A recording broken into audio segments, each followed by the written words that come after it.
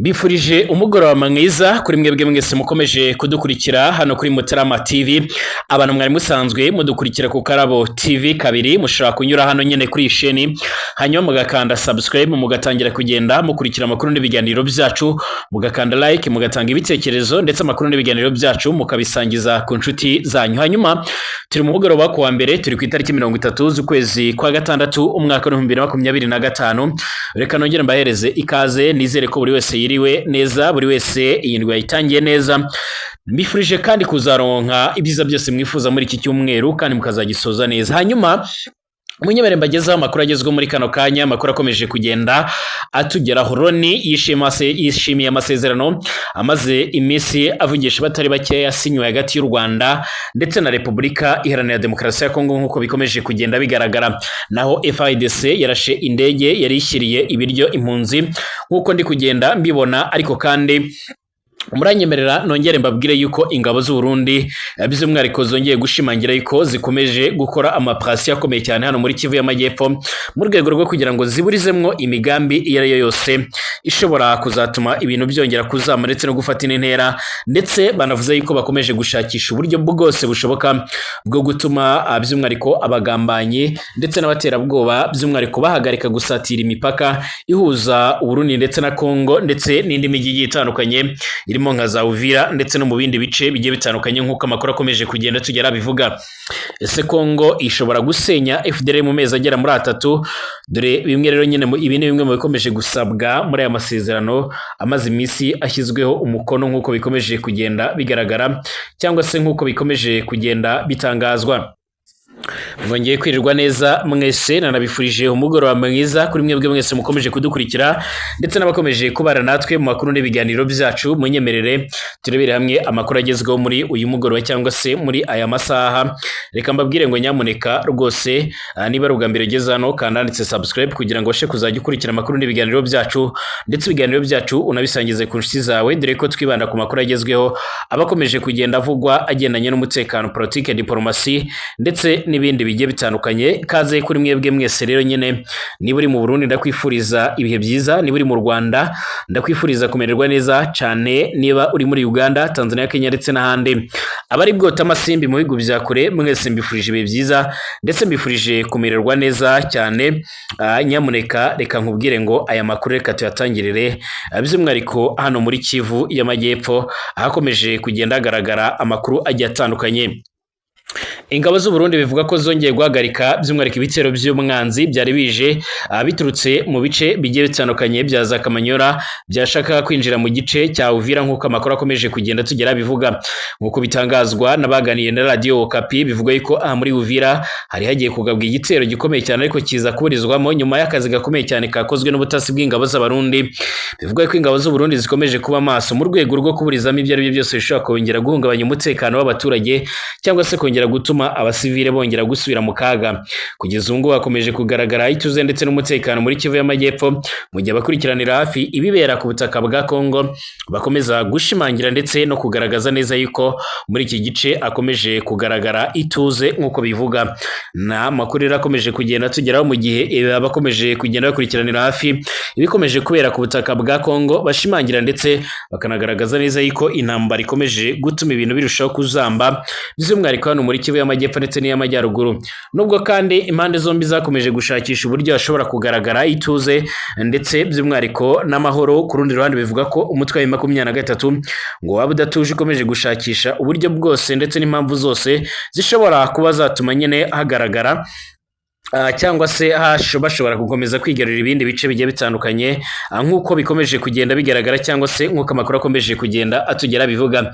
Ibi ni bimwe rero mu bikomeje gutuma hashakishwa uburyo bwose ndetse hakomeje kugenda hashakishwa ingufu zose zishobora gutuma izi ngabo z'u Burundi zacika intege, ariko amakuru atugera dukura mu masoko yacu by'umwihariko mu ngabo z'u Burundi FDNB avuga yuko ngo abasirikare baba bari maso mu rwego rwo kugira ngo bakomeze gushakisha amahoro n'ituze mu bikomeje kugenda bigaragara cyangwa se mu bikomeje kugenda bitangazwa nk'uko amakuru akomeje kugenda atugera bivuga.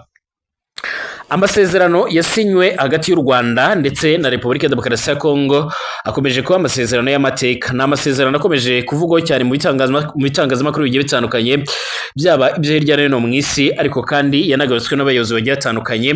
Ubu tuvugana, umunyamabanga mukuru w'umuryango w'abibumbye Antonio Guterres yashimye amasezerano mashya y'amahoro yasinywe hagati ya Repubulika ya Demokarasi ya Kongo ndetse na leta ya Kigali, abona yuko ari intambwe ikomeye cyane iganisha ku ituze n'umutekano mu karere k'ibiyaga bigari nk'uko bigaragara.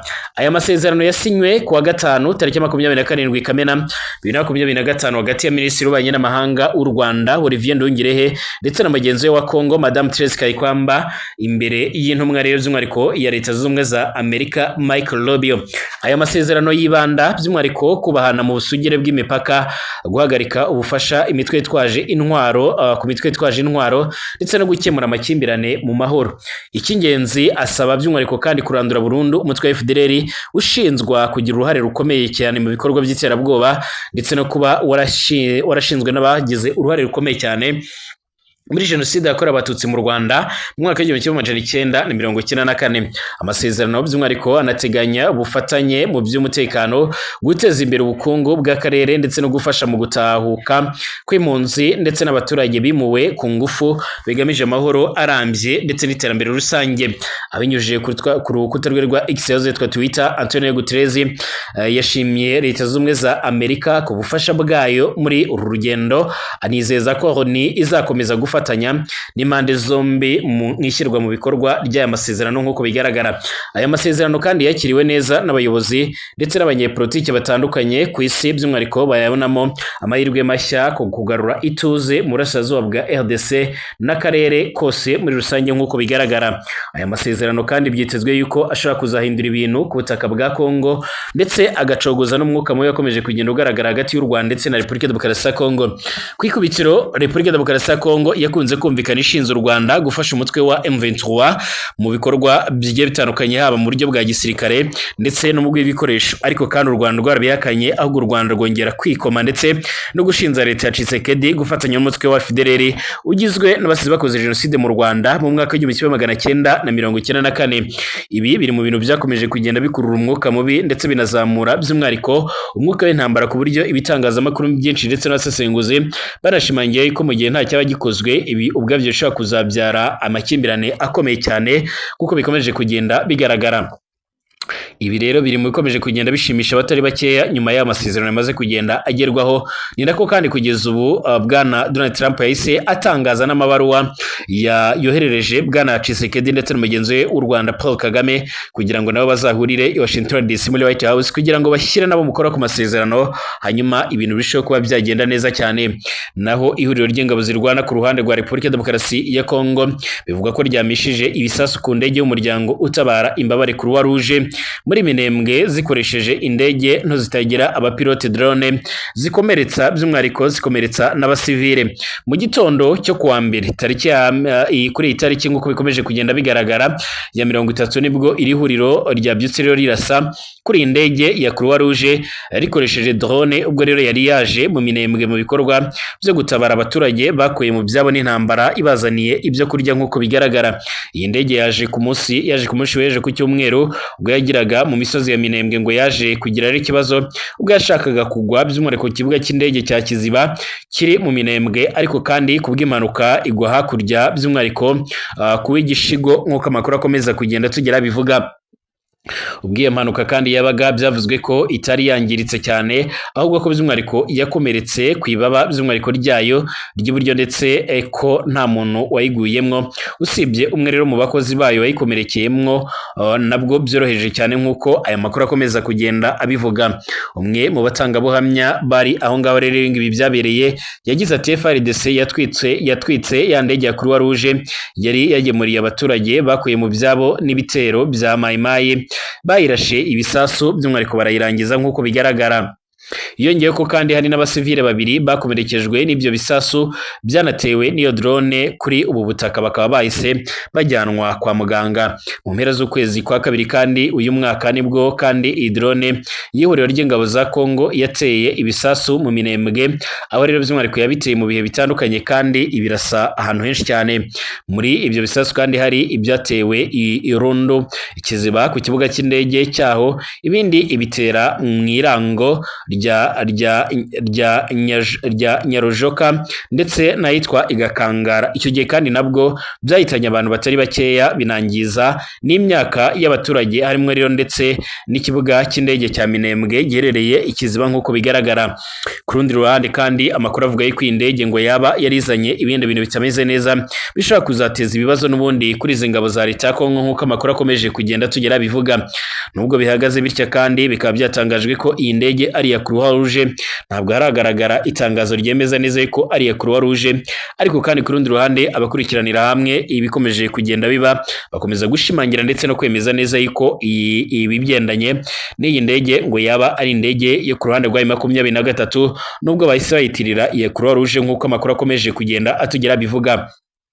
Icyakora ntiturabasha kugenzura mu buryo bw'iryenga neza iby'aya makuru kugira ngo tubashe kuba twamenya byinshi neza, ariko bivuga yuko ingabo za M23 ngo zaba ziri gutegura imigambi ikomeye cyane yo gushaka kwagura ibice bigiye bitandukanye bagenzura hano muri Kivu y'Amajyepfo. Munyemerere turabigaruka mu buryo bwuzuye tubigenzura mu kanya, mu gihe bagenzi bacu bagikomeje kugenda begeranya andi makuru. Mbibutse gukanda subscribe rwose ku bantu bageze hano bwa mbere, abari basanzwe badukurikira ku Karabo TV, muze by'umwihariko mukande subscribe hano kugira ngo ibintu bishe kuba byagenda neza. Mbifurije mwese gukomeza kugira amagara mazima, kandi mbifurije gukomeza kugira ibihe byiza, mbifurije kugira umugoroba mwiza ku bakomeje kunkurikira ndetse n'abakomeje kubana nanjye mu makuru n'ibiganiro byacu.